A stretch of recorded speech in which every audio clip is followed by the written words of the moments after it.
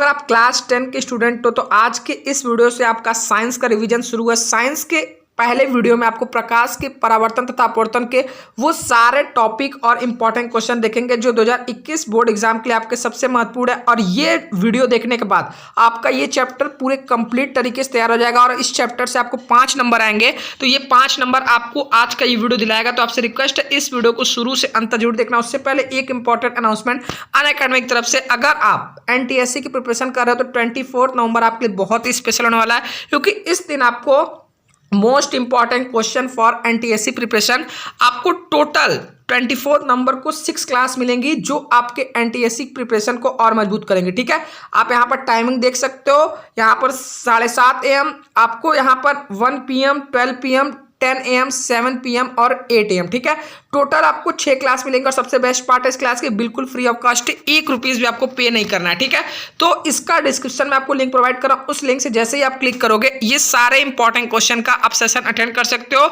और ये सभी आपके लिए बहुत बेनिफिशियल है। डिस्क्रिप्शन में जो लिंक है उस पर क्लिक करो, डायरेक्ट ये सभी क्लासेस आप इस टाइम पर अटेंड कर सकते हो। ठीक है, तो आज के इस वीडियो को शुरू करते हैं। हेलो डियर स्टूडेंट, स्वागत है आप सभी का सोम क्लासेस के इस नए वीडियो में। मैं संजीव सर। स्टूडेंट, आज के इस वीडियो में आपके साइंस के फिजिक्स में पहले चैप्टर का मैं कंप्लीट रिवीजन करवाने वाला हूं। तो स्टूडेंट वीडियो को बहुत ही ध्यान से देखिएगा, क्योंकि इस रिवीजन में पूरे चैप्टर के जितने भी इंपॉर्टेंट क्वेश्चन हैं वो सारे क्वेश्चन आज के इस वीडियो में डिस्कस किए जाएंगे। और अगर ये वीडियो आप अंत तक देखते हैं तो ये टॉपिक यानी पहला चैप्टर आपका अच्छे से कंप्लीट भी हो जाएगा। ठीक है, और इस चैप्टर से आपके बोर्ड एग्जाम में कोई भी क्वेश्चन अगर पूछा जाता है तो आप आसानी से कर ले जाएंगे। ओके स्टूडेंट, तो वीडियो इंपॉर्टेंट है तो लास्ट तक जरूर बने रहिएगा। चलिए देखते हैं।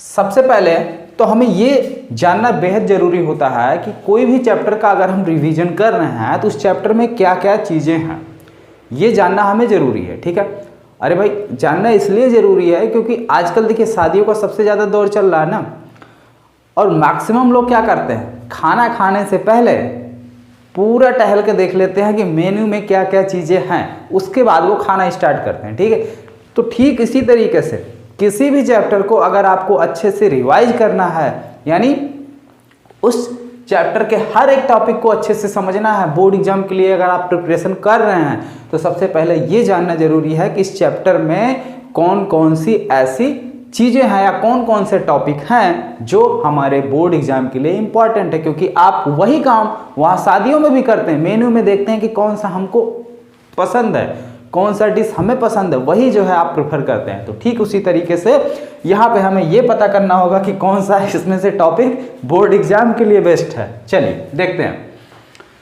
इसमें देखिए जो आपको टॉपिक पढ़ना है प्रकाश परावर्तन तथा अपवर्तन। तो सबसे पहले हम लोग तो यही जानेंगे कि प्रकाश क्या चीज़ है। ठीक है, प्रकाश होता क्या है और उसका परावर्तन और उसका अपवर्तन कैसे होता है, ये चैप्टर का नाम है। तो ये चीज़ जानना बहुत जरूरी है। तो जैसा कि हमने लिखा भी है, प्रकाश सबसे पहले हम लोग जानेंगे, उसके बाद परावर्तन और अपवर्तन यहाँ हमने 3rd नंबर पर लिख दिया है, लेकिन इसको जो है 2nd नंबर पर ही हम लोग डिस्कस कर लेंगे। और इसके बाद हम लोग पढ़ेंगे दर्पण द्वारा प्रतिबिंब बनने का नियम। ठीक है, क्योंकि दर्पण द्वारा प्रतिबिंब बनने का नियम, हालांकि ये आपसे बोर्ड एग्जाम में पूछा नहीं जाता। ठीक है, प्रतिबिंब बनने का नियम पूछ लिया जाता है, या किरण आरेख कभी कभी आ गया तो आ गया, लेकिन बहुत ज़्यादा इंपॉर्टेंट ये टॉपिक नहीं है। इंपॉर्टेंट टॉपिक आपका ये है। ठीक है, ये मोस्ट इंपॉर्टेंट टॉपिक है। ओके, चलिए चिन्ह परिपाटी का नियम। चिन्ह परिपाटी का नियम आपको क्वेश्चन लगाते समय, ठीक है, जितने भी प्रकार के क्वेश्चन हैं आपके दर्पण से रिलेटेड हो चाहे लेंस से रिलेटेड हो, आप फार्मूला चाहे ये यूज करें या लेंस सूत्र 1/f = 1/v - 1/u, इसका इस्तेमाल करें। इन सभी के इस्तेमाल में अगर आप चिन्ह परिपाटी का नियम अप्लाई नहीं करेंगे या चिन्ह परिपाटी के नियम के बारे में नहीं जानेंगे तो वो फार्मूला आप अप्लाई करेंगे भी तो आंसर आपका गलत आएगा। ठीक है, चलिए नेक्स्ट टॉपिक है वक्रता त्रिज्या तथा फोकस दूरी में संबंध। और वक्रता त्रिज्या तथा फोकस दूरी में क्या संबंध है, ये हर एक स्टूडेंट को पता होना चाहिए क्योंकि काफी सिंपल टॉपिक है। ठीक है, तो क्या संबंध है, वक्रता त्रिज्या जो है वो फोकस दूरी का 2 गुना होता है। ठीक है। वक्रता त्रिज्या जो है वो फोकस दूरी की क्या होती है, 2 गुनी होती है। अगला है लेंस और लास्ट है आपका अपवर्तनांक।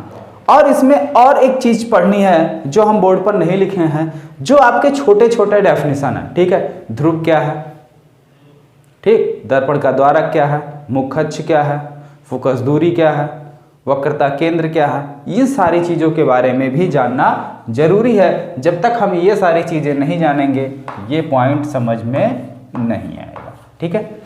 तो चलिए 1 बाय 1 करके हम स्टार्ट करते हैं। ओके स्टूडेंट, तो आप इसका स्क्रीनशॉट ले सकते हैं, समझ लीजिए ये आपका डिश है। चलिए, तो सबसे पहले हम लोग बात करते हैं प्रकाश की। तो प्रकाश है क्या चीज? प्रकाश जो है हमारा एक प्रकार का ऊर्जा है जो हमारी आंखों पर दृश्य संवेदना उत्पन्न करता है।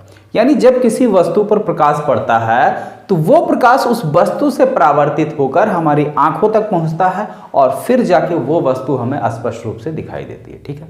और प्रकाश जो है एक सीधी रेखा में गति करता है। ये प्रकाश का गुण है कि प्रकाश जो है एक सीधी रेखा में गति करता है। इस कथन की पुष्टि भी आप कर सकते हैं। कैसे कर सकते हैं? कोई एक कैंडल ले लीजिए, यहाँ पे जलाइए और इसके सामने एक जो है पर्दा ले लीजिए या दफ्ती ले लीजिए, उसमें एक होल कर दीजिए, ठीक है। और इसके सामने यहाँ पे एक दूसरा पर्दा ले लीजिए। अब यहाँ पे अगर आपकी मोमबत्ती इस तरीके से जल रही हो, ठीक है, इस तरीके से आपकी जो है मोमबत्ती यहाँ पे अगर जल रही हो,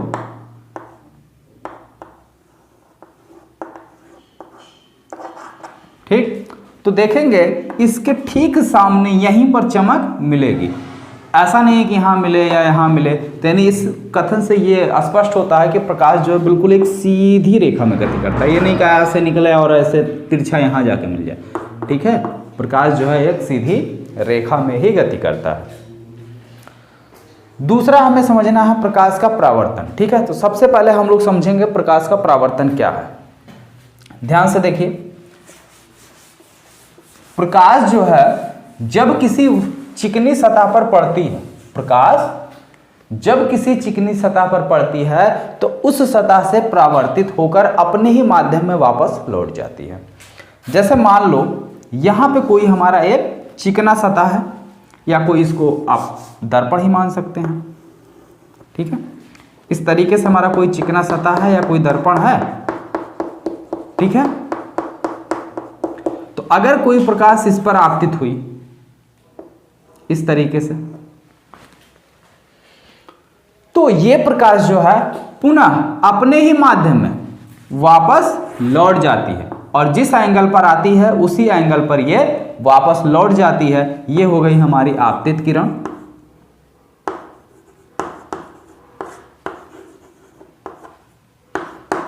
और ये हो गई हमारी परावर्तित किरण।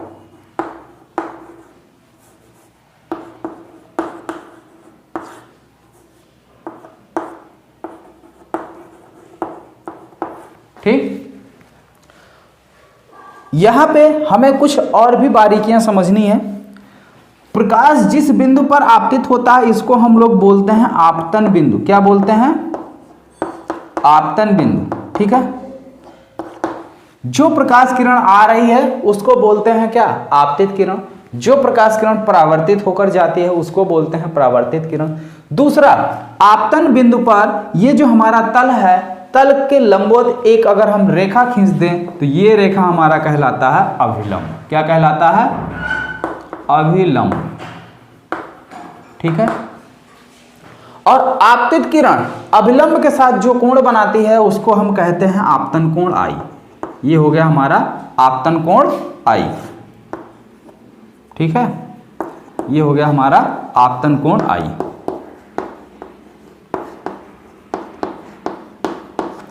और परावर्तित किरण अभिलंब के साथ जो कोण बनाती है वो होता है हमारा परावर्तन कोण, और इसको हम लोग डिनोट करते हैं आर से। ये हो गया हमारा परावर्तन कोण,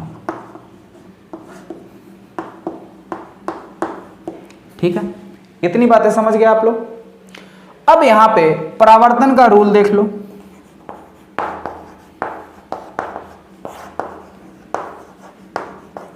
परावर्तन के नियम क्या नियम है? पहला नियम,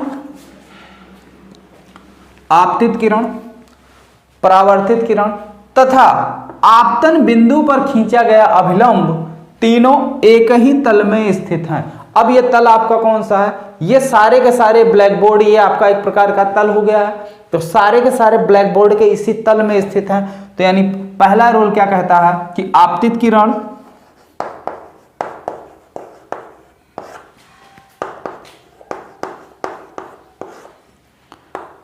परावर्तित किरण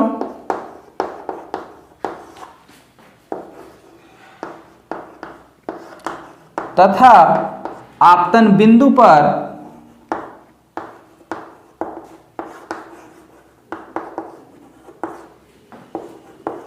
खींचा गया अभिलंब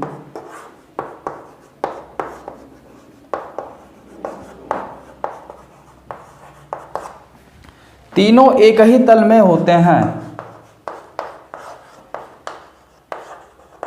एक ही तल में होते हैं या स्थित होते हैं। ठीक है। दूसरा नियम, आपतन कोण की ज्या का मतलब होता है साइन, तो यानी साइन आई और परावर्तन कोण की ज्या आपस में बराबर होती है। ठीक है। या ज्या का नाम छोड़ो, आपतन कोण और परावर्तन कोण आपस में बराबर होते हैं। तो आपतन कोण यहां पे क्या है आपका आई इक्वल टू परावर्तन कोण कितना हो गया आपका आर। ठीक है। तो आपतन कोण आई और परावर्तन कोण आर का मान सदैव बराबर होता है। ठीक है। यह परावर्तन का रूल है। अगर आपतन कोण आई और परावर्तन कोण आर का मान बराबर नहीं है तो समझ लो यह परावर्तन की घटना नहीं है। ठीक है। अगर आपसे कोई भी घटना ऐसी दी जाए जिसमें ये दोनों कोण बराबर हैं तो वहां पे वो सारी घटना हमारी क्या होगी? परावर्तन की घटना होगी। अदरवाइज कुछ और होगा अगर ये दोनों बराबर नहीं आए तो। ठीक है। या फिर आपने कहीं गलती की। ठीक है। तो परावर्तन आपको अच्छे से समझ में आ गया। चलिए अब बात करते हैं थोड़ा सा दर्पण की।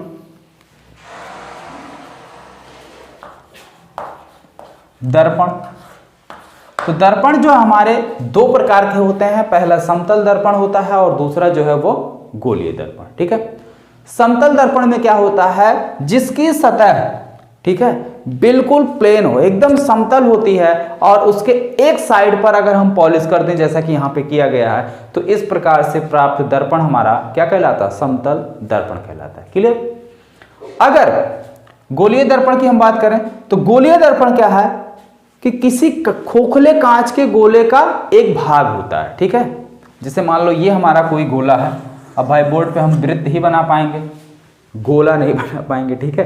गोले का मतलब एक जैसे बॉल ले लो या फुटबॉल ले लो। ठीक है। उस टाइप का हो गया और उसको काट लो। तो जब उसको आप काट लेंगे एक सेक्शन से तो कुछ इस तरीके से मिलेगा। ठीक है। जैसे इसको हमने काट लिया तो जब काट लिया तो इस प्रकार से मिला ऐसे। तो गोलीय दर्पण किसी कांच के खोखले गोले का एक भाग होता है जिसका एक सतह पॉलिश किया हुआ होता है और दूसरा सतह परावर्तक के रूप में कार्य करता है, गोलीय दर्पण कहलाता है। अब पॉलिश के अकॉर्डिंग और परावर्तक सतह के अकॉर्डिंग जो है ये दो प्रकार के हो जाते हैं। कैसे? अगर हम इस साइड, ये साइड थोड़ा सा धंसा हुआ है कि नहीं है? ये साइड क्या थोड़ा सा धंसा हुआ है, तो अगर हम इस साइड पर पॉलिश कर दें तो परावर्तक तल कौन सा है? उभरा हुआ साइड। तो इस प्रकार से एक टाइप हो गया। और दूसरा क्या है, इस साइड को अगर हम उभरे हुए भाग को पॉलिश कर दें तो परावर्तक तल हमारा बदल गया। ठीक है। लेकिन इसमें क्या है, किसी भी सतह को पॉलिश कर दो कोई दिक्कत नहीं है। सतह मतलब परावर्तक तल और पॉलिश की हुई सतह दोनों ही प्लेन है तो कोई दिक्कत नहीं है। लेकिन इसमें बदल जा रही है। अगर हम गहरे भाग पर पेंट कर दे रहे हैं तो परावर्तक तल उभरा हुआ मिल जा रहा है, उभरे हुए भाग पर पेंट कर दे रहे हैं तो परावर्तक तल गहरा मिल जा रहा है। यानी ये दो प्रकार के होते हैं पेंट के अकॉर्डिंग। तो गोलीय दर्पण भी हमारे दो प्रकार के होते हैं, ये दो टाइप के। पहला समतल, दूसरा गोलीय। ठीक। अब ये भी आपके जो है दो टाइप के होते हैं, ये गोलीय वाले, एक उत्तल और दूसरा अवतल। ठीक। तो उत्तल दर्पण किसे कहते हैं? अगर हम किसी कांच के खोखले गोले के गहरे यानी धंसे हुए भाग पर पेंट कर दें या पॉलिश कर दें और उभरा हुआ भाग परावर्तक के रूप में कार्य करता है, तो इस प्रकार से प्राप्त जो दर्पण होगा वह हमारा उत्तल दर्पण होगा। ठीक है। अगली अवतल दर्पण की डेफिनेशन, अगर किसी कांच के खोखले गोले का कोई भाग लिया जाए और उसके उभरे हुए भाग पर अगर पॉलिश कर दिया जाए और गहरा हुआ भाग परावर्तक तल के रूप में कार्य करता है, तो इस प्रकार से प्राप्त दर्पण जो है हमारा क्या कहलाता है? अवतल दर्पण। ठीक है, क्लियर हो गया? चलिए अब दर्पण से संबंधित कुछ छोटी छोटी जो परिभाषाएं हैं उसको जो है क्लियर कर लिया जाए, क्योंकि परिभाषाएं क्लियर होंगी तभी जो है हम प्रतिबिंब बनाने का नियम भी समझ पाएंगे अच्छे से। तो हेडिंग डालिए आप लोग, नहीं हेडिंग वोडिंग मत डालिए, बस ध्यान से समझते जाइए। ठीक है, क्योंकि सारी चीज़ें आप पहले से पढ़ चुके हैं, बस हम हल्का सा आपको रिवाइज करवा रहे हैं। अगर आपने अच्छे से पढ़ा है तो बहुत अच्छी तरीके से आपका तैयार होगा, अगर नहीं पढ़ा है तो अभी से पढ़ना स्टार्ट कर दो। ठीक है, क्योंकि अब आपके बोर्ड एग्जाम के लिए ज़्यादा समय नहीं बचा। अब ये मत बोलना कि सर जी बहुत ठंडी पड़ रही है, अलाव तापना है, आग तापना है। ठीक है, ऐसा कुछ नहीं है। रजाई में पैर डालो और चुपचाप पढ़ते रहो। ठीक है, ये पढ़ने का बहुत अच्छा समय है, चुपचाप रजाई में घुस जाओ और पढ़ते रहो, ना गर्मी लगने की टेंशन न कुछ। ठीक है, चलिए दर्पण से संबंधित परिभाषाएं।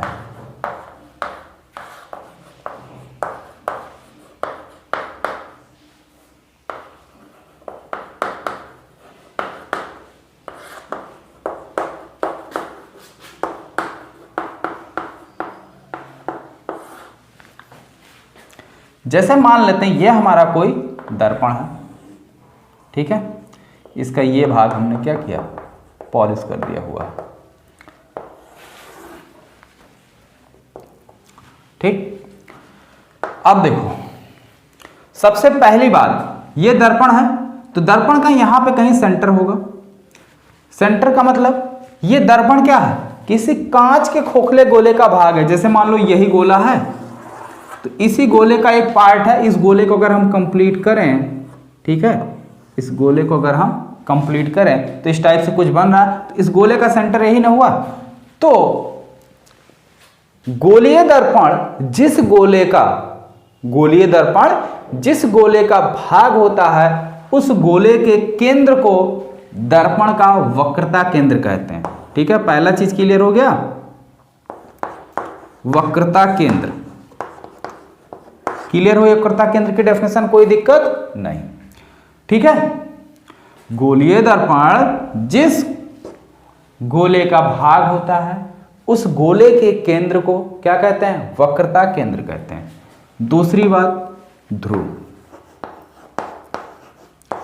गोलीय दर्पण के मध्य बिंदु को दर्पण का ध्रुव कहते हैं। ठीक है, गोलीय दर्पण के मध्य बिंदु को दर्पण का ध्रुव कहते हैं और इसे P से प्रदर्शित करते हैं। तीसरी चीज, वक्रता त्रिज्या। ठीक, वक्रता त्रिज्या क्या चीज है? गोलीय दर्पण के ध्रुव और वक्रता केंद्र के बीच की दूरी को क्या कहते हैं? ध्रुव कहते हैं। वक्रता केंद्र को अगर हम C से डिनोट करें तो PC जो है हमारी क्या हो जाएगी? वक्रता त्रिज्या हो जाएगी और इसको स्मॉल r से डिनोट करते हैं। ठीक है, आगे देखते हैं। फोकस बिंदु। फोकस बिंदु क्या है? दर्पण के ध्रुव और वक्रता केंद्र के मध्य बिंदु को, ठीक है, दर्पण का फोकस कहते हैं। क्या कहते हैं? फोकस कहते हैं। यहां बीचों बीच यहां पे आपका फोकस होगा। और अगर फोकस दूरी की बात की जाए, किसकी? फोकस दूरी की बात की जाए तो फोकस दूरी की क्या परिभाषा मिलेगी? कि दर्पण के ध्रुव और फोकस बिंदु को मिलाने वाली जो रेखा है और उसके बीच की जो दूरी है वो दूरी हमारी क्या कहलाती है? फोकस दूरी कहलाती है। ठीक है, तो इस तरीके से आपके कुछ छोटे छोटे डेफिनेशन थे जो आपके क्लियर हो चुके। चलिए अब पढ़ते हैं प्रतिबिंब बनने के नियम, या नियम आप अच्छे से समझ गए होंगे, बहुत ज़्यादा इंपॉर्टेंट नहीं है, इसको स्किप किया जाए, आगे बढ़ा जाए, ठीक है। प्रतिबिंब बनने का नियम जो है बोर्ड एग्जाम के लिए इम्पॉर्टेंट थोड़ा सा कम है, कभी कभी पूछा गया है, ज़्यादातर पूछा नहीं जाता है। तो चलिए इसको स्किप करते हैं, आप लोग लेक्चर से इसको अच्छे से समझ लीजिएगा, ठीक है। लिंक जो है हम नीचे डिस्क्रिप्शन बॉक्स में दे देंगे, जिसमें हमने जो है प्रतिबिंब बनने के नियम को अच्छे से समझाया है, उसका लिंक हम नीचे दे रहे हैं। ये मत कहना है कि सर ने आपने उसको रिवाइज नहीं करवाया, ठीक है, आप उसको वहाँ से देख लीजिएगा। हम आगे बढ़ते हैं अगले इंपॉर्टेंट टॉपिक की तरफ।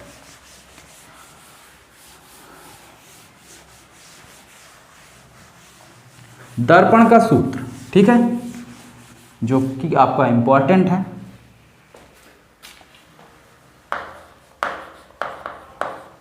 दर्पण सूत्र, दर्पण सूत्र है क्या? 1/f equal to 1/b plus 1/u, ठीक है।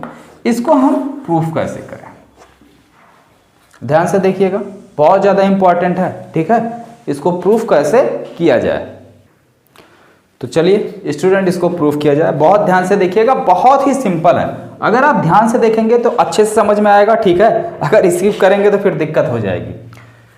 थोड़ा सा इसको समझने से पहले प्रतिबिंब बनने का कुछ नियम जान लेते हैं। तो प्रतिबिंब बनने का नियम क्या है? एक होता है स्टूडेंट मुख्य अक्ष। मुख्य अक्ष है क्या? मुख्य अक्ष है क्या? प्रकाशिक केंद्र और वक्रता केंद्र, ठीक, प्रकाशिक बिंदु और वक्रता केंद्र को मिलाने वाली जो रेखा है ये मुख्य अक्ष कहलाती है।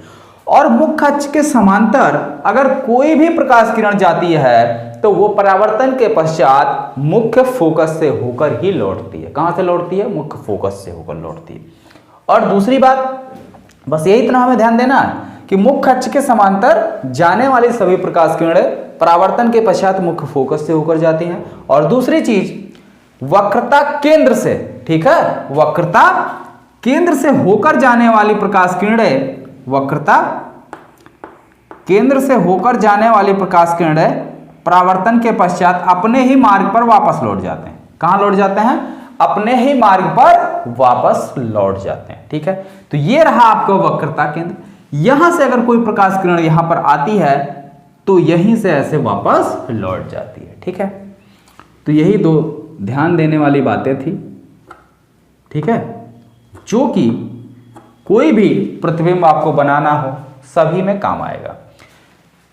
ये मुख्य अक्ष है, मुख्य अक्ष के समांतर ये प्रकाश किरण जा रही है, परावर्तन के पश्चात देखो ऐसा लग रहा है कि ये मुख्य फोकस से ही होकर जा रही है। तो अब परावर्तन के पश्चात जो मुख्य फोकस से होकर गई और जो वक्रता केंद्र से, ये दोनों दर्पण के पीछे मिल रहे हैं। पीछे मिल रहे हैं यानी कि इनको मिलाया गया है, ठीक है। डॉट डॉट इसलिए दिखाया गया है कि प्रकाश किरण तो इधर निकल जा रही है, अंदर जा नहीं रही, लेकिन ऐसा प्रतीत हो रहा है कि ये यहां से जा रही है। तो ये दोनों यहां पर एक दूसरे से मिल रही हैं, जहां पर मिल रही हैं वहीं पर वस्तु का आभासी प्रतिबिंब बन रहा है। तो चलिए इसको प्रूफ करते हैं। ये रहा आपका ध्रुव। ध्रुव से वस्तु की जो दूरी होती है वो u होती है। अब इसमें अगर हम चिन्ह परिपाटी का नियम लगा दें तो चिन्ह परिपाटी का नियम कहता है कि जैसे ये कार्तीय तल है तो कार्तीय तल के इस साइड जो भी दूरी होगी वो नेगेटिव होगी, इस साइड जो भी दूरी होगी वो पॉजिटिव होगी, ठीक है। ऊपर की जो भी दूरी होगी पॉजिटिव होगी। जैसे ये वस्तु ऊपर की साइड है तो पॉजिटिव, अगर ये वस्तु हम नीचे की तरफ लटका दें यानी ऐसे कर दें तो नेगेटिव हो जाएगी, और नीचे की तरफ जो भी डिस्टेंस होगी वो क्या हो जाएगी? नेगेटिव, ठीक है। यही चिन्ह परिपाटी का नियम है। यहां तक समझ में आ गया? चलिए फिगर भी आपको अच्छे से समझ में आ गया। तो आप लिखेंगे कोई, हमने एक उत्तल दर्पण लिया, ठीक है, ये हमारा एक उत्तल दर्पण है, इसके सामने दर्पण के ध्रुव से u दूरी पर, वस्तु की दूरी हमेशा u लिखते हैं, u दूरी पर एक वस्तु AB रखा गया जिसका प्रतिबिंब दर्पण के दूसरी side a dash v dash यानी कहां बन रहा है? v दूरी पर बन रहा है। कितनी दूरी पर बन रहा है? v दूरी पर बन रहा है, ठीक है, क्लियर। अब देखो यहां पे हमारे दो त्रिभुज बन रहे हैं। एक त्रिभुज ABC, ये बड़ा वाला, ठीक है। दूसरा त्रिभुज A'BC, त्रिभुज ABC एंड त्रिभुज A'BC में अब ध्यान से अगर देखें, ये कोण दोनों ही त्रिभुजों में कॉमन है, ये कोण दोनों ही त्रिभुजों में कॉमन है। दूसरी बात, ये कोण आपका 90 अंश है, तो ये कोण भी आपका 90 ही अंश है। तो किसी भी त्रिभुज के जब दो कोण बराबर हो जाते हैं तो तीसरा बिना पूछे किसी से अपने आप बराबर होता है, ठीक है। और जब किसी भी त्रिभुज के तीनों कोण आपस में बराबर होते हैं तो ऐसे त्रिभुज समरूप त्रिभुज कहलाते हैं। क्या कहलाते हैं? समरूप त्रिभुज कहलाते हैं। और जब समरूप त्रिभुज कहलाते हैं, एक काम और करिए आप, ठीक है, यहां से एक आप लंब डाल दीजिए, ठीक है। यहां से हम एक लंब खींच देते हैं, इसको नाम दे देते हैं, कोई भी नाम दे दो, इसको नाम दे दो DN, ठीक है, नॉर्मल, N फॉर नॉर्मल, ठीक। ये हमने एक लंब खींच लिया। अब बराबर समरूप त्रिभुज कौन कौन से हो गए? ABC और A'BC। तो अब जब दोनों त्रिभुज ये समरूप हैं तो AB, इनकी संगत भुजाएं भी समान अनुपात में होती हैं। तो भैया देखो, इस कोण के सामने ये कोण और इसके सामने ये भुजा, तो यानी AB बटे A'B' बराबर होगा आपका AC बटे A'C'। तो सबसे पहले ऊपर हमने लिखा AB को, तो अब इसी वाली यानी इसी त्रिभुज की साइड है ये भी, तो अब इसी त्रिभुज का साइड लिखेंगे AC बटे, अब बाद में दूसरा त्रिभुज है तो बाद में लिखेंगे इसको A'C' को। समीकरण नंबर 1, ठीक है, ये आपका हो गया समीकरण नंबर 1। ठीक इसी तरीके से यहां पे देखिए DFN और त्रिभुज B'FA', ठीक है। इसमें क्या है, ये कोण दोनों में कॉमन है, पिंक कलर वाला, ये कोण 90 अंश और ये कोण भी 90 अंश, तो दो कोण आपस में बराबर हो गए तो तीसरा अपने आप बराबर होगा, ठीक है। तो चलिए इसको भी लिखते हैं, त्रिभुज NDF एंड त्रिभुज A'B'F में दोनों त्रिभुज क्या हैं? समरूप हैं, तो संगत भुजाएं समान अनुपात में होंगी, यानी कि A' इसके सामने कौन सी भुजा आपकी? DN, तो DN बटे A'B' बराबर होगा आपका NF बटे A'F, ठीक है। Equation number 2। परंतु हम जानते हैं AB और DN देखो बराबर ही है, क्योंकि ये मुख्य अक्ष के समांतर किरण और समांतर किरण के बीच की दूरी हर जगह बराबर होती है। तो यहीं लिख लो, परंतु AB बराबर DN, ठीक है। तो DN की जगह आप AB रख लो, तो ये क्या बन जाएगा आपका AB बटे A'B' इक्वल टू NF बटे A'F। समीकरण नंबर 2। समीकरण 1 और 2 से क्या मिल रहा है? समीकरण 1 व 2 से लेफ्ट हैंड साइड दोनों का बराबर है तो राइट हैंड साइड अपने आप बराबर हो जाएगा, तो यानी AC बटे A'C' बराबर होगा NF बटे A'F, ठीक है, A'F। अब यहीं पर आप एक लाइन लिखेंगे, यदि दर्पण का द्वारक बहुत छोटा हो तो बिंदु N जो है और बिंदु P ये संपाती होंगे। यदि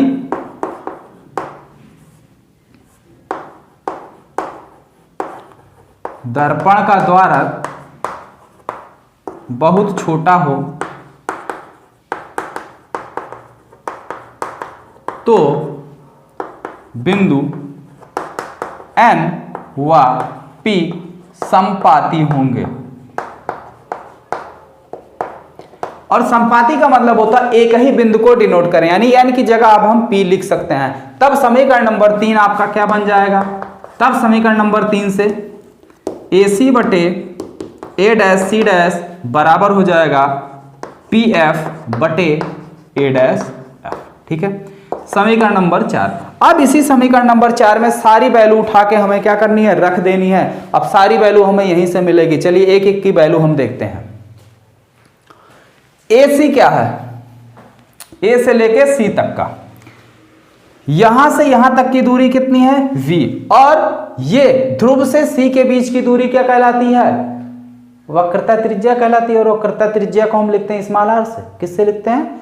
स्मॉल r से। तो यानी AC बराबर क्या हो जाएगा? U। और U कैसा? U plus 2r, sorry U plus r, क्योंकि वक्रता त्रिज्या है। तो हमारा जो AC हो गया वो U प्लस r हो गया। लिख देता हूं यहीं पे। ठीक है, U प्लस r। दूसरी चीज और क्या है? A dash C dash. तो A dash, oh sorry C dash नहीं होगा भाई, A डैश C C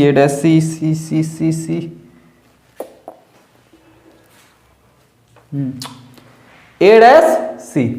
तो A डैश C क्या है? A से यहां से ये दूरी, तो यहां से ये दूरी तो हमें पता नहीं है, लेकिन यहां से ये दूरी पता है और यहां से ये पता है। तो इतने में से इतना माइनस कर दे तो इतना मिल जाएगा। ये इतना है क्या? R। और ये इतना कितना है? V। तो R माइनस V हो जाएगा। तो A डैश C बराबर क्या हो गया? R minus V। और क्या चीज है?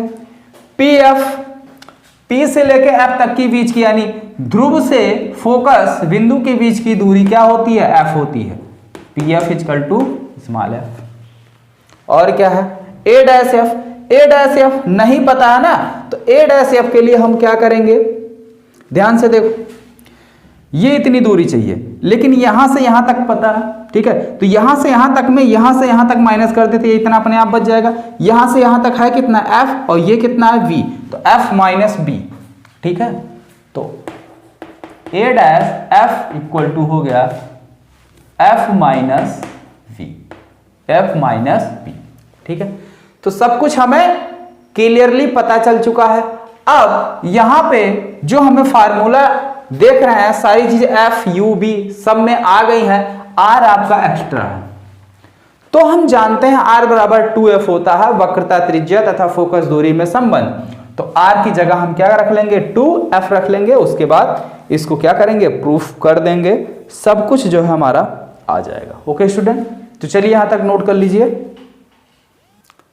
चलिए स्टूडेंट, अब ध्यान से देखिए। अब यहां पे हम चिन्ह परिपाटी का रूल भी अप्लाई करने वाले हैं और दूसरी खास बात, R को भी रिप्लेस करने वाले हैं। हम जानते हैं, क्या जानते हैं? R बराबर क्या होता है? 2F। ठीक है, R इक्वल टू 2F। तो R की जगह 2F रख दो। और जहां जहां U है, U की जगह हम क्या कर देंगे? माइनस U करेंगे। क्यों? क्योंकि चिन्ह परिपाटी का रूल कहता है कि दर्पण के बाईं साइड की सारी दूरी ऋणात्मक होती है। चलिए, तो AC क्या बन गया हमारा? 2F माइनस U भाई R बराबर 2F। A डैश C क्या हो गया? 2F माइनस V, ये तो ऐसे ही रहेगा। AF, A dash F, F minus B, ऐसे ही रहेगा। PF F। अब सारी वैल्यू उठा के समीकरण नंबर 4 में रखिए। तो समीकरण नंबर 4 AC कितना मिला हमको? 2F माइनस U बटे A डैश C कितना है? 2F minus B equal to PF कितना? Small f। A dash F minus B। ठीक है, तिरछा गुणा कर लो। तिरछा गुणा करेंगे तो क्या हो जाएगा? 2F minus B into F equal to इसका इसमें 2f माइनस यू, ये भाई यू है, इन 2f माइनस बी। ठीक, गुणा कर लो। 2f square minus vf equal to इसका इसमें करोगे 2f स्क्वायर, फिर इसका इसमें माइनस 2f v, फिर इसका इसमें करोगे minus uf minus uf, minus minus plus u v। 2f square से 2f स्क्वायर कैंसिल हो गया। ठीक है, bf इधर क्या है, एक काम करो, जितनी भी चीजें इधर माइनस में सबको उठा के इस साइड ले आओ, प्लस में कर दो। इधर ये प्लस में है तो इसको ऐसे रख लेते हैं uv। ठीक है, इसको इधर ले आए, आप लोग गड़बड़ हो जाएगा, नहीं समझोगे, बराबर है बीच में, इधर बचा uv, इसको ऐसे लिखो, इधर माइनस bf है, इसको इधर लिखो, इसको इधर ले आओगे तो प्लस हो जाएगा 2vf, fb vf एक ही चीज, और ये क्या है माइनस है तो ये भी प्लस हो जाएगा uf। ठीक है, अब देखो ये कितना आया, दो में से एक चला गया, बचा एक, यानी कि vf plus uf equal to uv। ठीक है,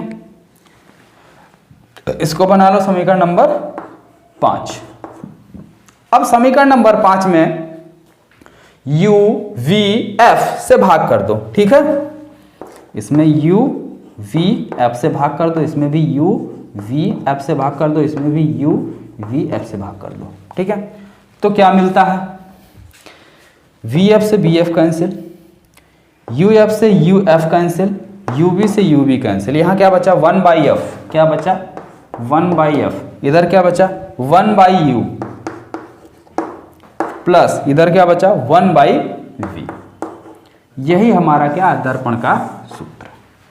ठीक है, यही दर्पण का क्या सूत्र है। तो देखिए कितनी आसानी से ये दर्पण का सूत्र हमारा निकल गया। ठीक, तो इसी तरीके से अब हमें इस पर जो भी क्वेश्चन आएगा उसको भी सॉल्व करना। ओके स्टूडेंट, और अगर लेंस के सूत्र की बात करें तो बीच में लेंस के सूत्र की ध्यान से देखो, लेंस का सूत्र आपके डेरिवेशन मतलब इसका डेरिवेशन सिलेबस में नहीं है, तो इसलिए इस सूत्र ही याद रखो।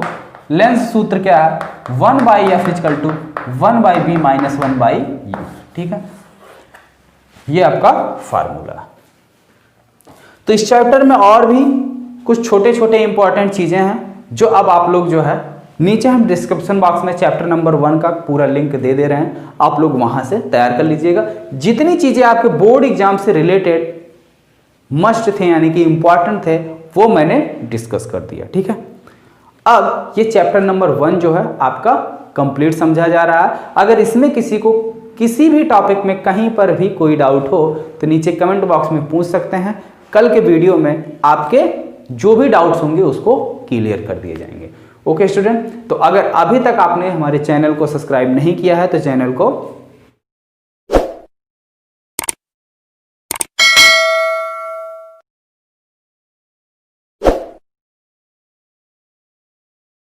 और जितने भी लोग वीडियो को देख रहे हैं तो फटाफट वीडियो को लाइक कर दीजिए और अपने दोस्तों में भी अधिक से अधिक शेयर करिए जिससे वो भी घर बैठे अपने बोर्ड एग्जाम की तैयारी अच्छे से कर सकें। ठीक, ओके स्टूडेंट, मिलते हैं फिर नेक्स्ट वीडियो में।